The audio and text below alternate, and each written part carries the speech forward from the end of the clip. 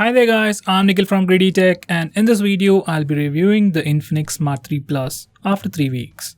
By the way guys, I'll be giving away this phone, so stay tuned till the end to know more details about that. I've already posted the unboxing video, so check that out for physical overview and basic specifications. Now with that said, I'll start the review with the design and build. Infinix has sold many phones in the same price segment, that's under and around 7,000 rupees. But this phone is definitely the best looking phone they made under 7,000 rupees. It comes with a 2.5D curved glass on the back with plastic rim protecting it all around. It even has a slightly raised lip. I'm not entirely sure if it's glass or fiberglass. Either way, it's a fingerprint magnet and slippery. We do get a pretty cool looking hard case inside the box, first of its kind, and it does help protect the back from scratches, smudges, and even adds a bit of grip. By the way, phone has a thickness of 7.8 mm and weighs 148 grams, and with the case on, it weighs 164 grams. It is pretty lightweight considering it has a 3500 mAh battery, and even the weight distribution is pretty good. Because of the massive display, phone does feel huge, but for my bigger hands, it fits pretty comfortably in a single hand. Buttons are made of metal and have a nice clicky feel to it. Power button also comes with a nice texture, so it's easy to spot without looking.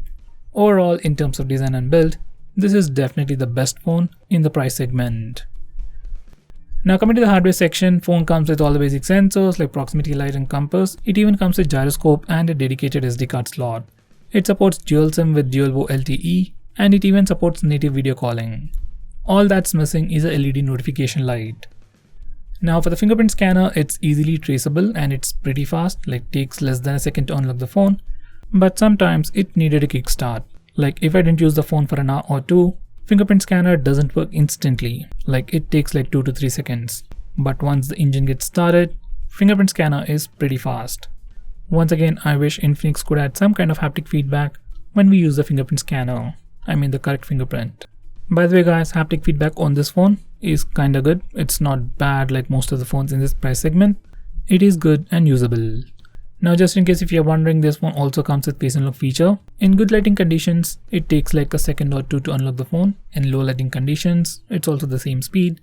In complete darkness, it increases the screen brightness automatically to see your face and then unlock the phone in 2 to 3 seconds. Overall, it's usable, but in all my usage, I ended up using the fingerprint scanner more. Now coming to the sensors, auto brightness sensor is working pretty smoothly without any issues. Sunlight legibility is good. There seems to be some calibration issue with the gyroscope, especially while watching 360 videos on YouTube, but that can be fixed with a software update. So once again, in the hardware department, I really don't have any complaints. Now this phone sports a massive 6.21-inch IPS display with HD+ resolution in the new 19.5:9 aspect ratio. That gives it 88% screen to body ratio, and it has 500 nits of brightness. Even though they say it's a 19.5:9 aspect ratio, phone still feels kinda wide. Anyway, picture quality of the display is pretty good, color reproduction and brightness levels are great, while display sharpness is also pretty good. It has 269 ppi, and for regular usage, you shouldn't have any issue with the display. At least I couldn't see any pixels.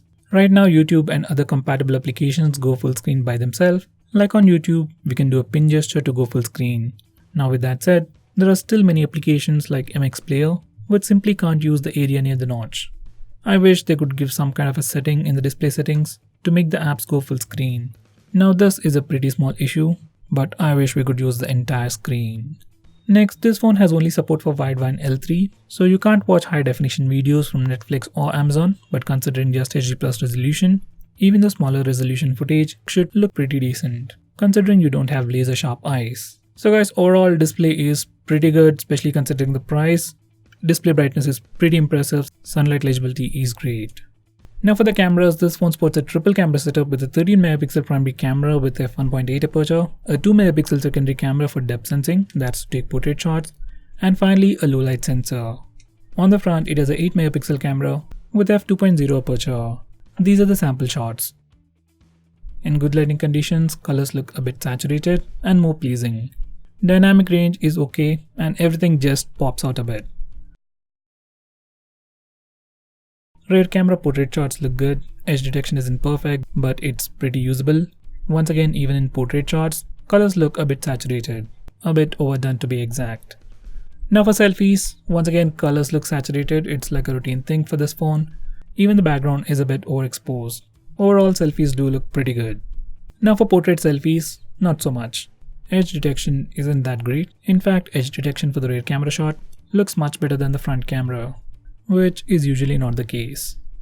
Now for video recording, we can record video in 1080p using both the front and rear cameras, but there is no stabilization, so the footage is shaky, and once again, colors look a bit saturated. Now this footage could be usable if you can hold your hands steadily.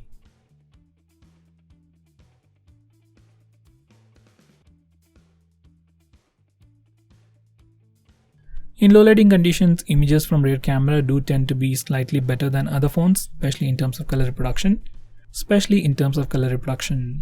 Now with that said, I still wish Infinix had gone with a wide angle camera instead of a low light sensor, as most of the time I don't even know if it's working or not. Anyway, in the camera department, this phone definitely does a pretty good job considering the price. When it comes to color reproduction, I think it's about personal preference. I still wish colors were toned down a bit. Now this phone sports a MediaTek A22 processor with 2GB of RAM and 32GB of storage.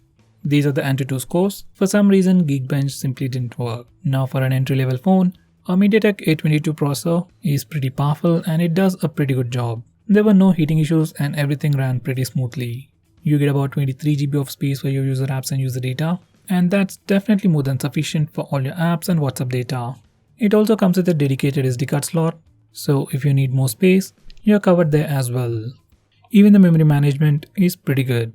I didn't get to play many games on this phone. It can run PUBG and Asphalt 9, but that too at lower graphic settings, and for smaller games, you won't have any issues. Now performance is just one side of the story. When we talk about the software, it runs a completely skinned version of Android called XOS version 5.0 based on Android 9.0. It currently has the April security patch, and it's loaded with a lot of cool features. You get features like option to hide the notch, one-handed mode, fingerprint shortcut to quickly open applications. You get a lot of gestures like double tap to wake, lift to wake, 3-finger screenshot, and many more. Just like the latest ColorOS seen on Oppo and Realme phones, you also get a smart panel on the side for some quick shortcuts. You also get navigation gestures just like the Vivo and Samsung phones, and Android Pie-based navigation, which as of now isn't working all that well. So as I've said, this phone is loaded with a lot of cool features. Even the OS optimization is pretty good. Everything is snappy and buttery smooth. There were no hiccups whatsoever. By the way, Infinix also provides regular software and security updates, so you don't have to worry about that either. In fact, overall software experience or just the responsiveness itself is one of the best things about this phone.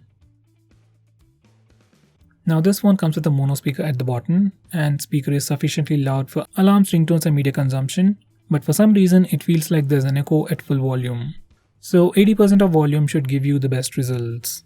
Audio experience on the headset was pretty much average, just like most of the phones out there.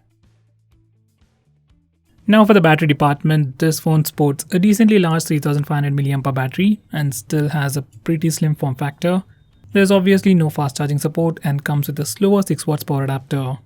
It takes almost 3 hours to get just 80% of charge, so it's gonna take a pretty long time to charge your phone completely from 0 to 100%. Now with that said, battery life on this phone is pretty impressive. It can definitely last you a day, and if you're a very normal and basic user, it might last you more than a day. So guys, to conclude, this is definitely the best smartphone that you can buy at 7,000 rupees, at least right now.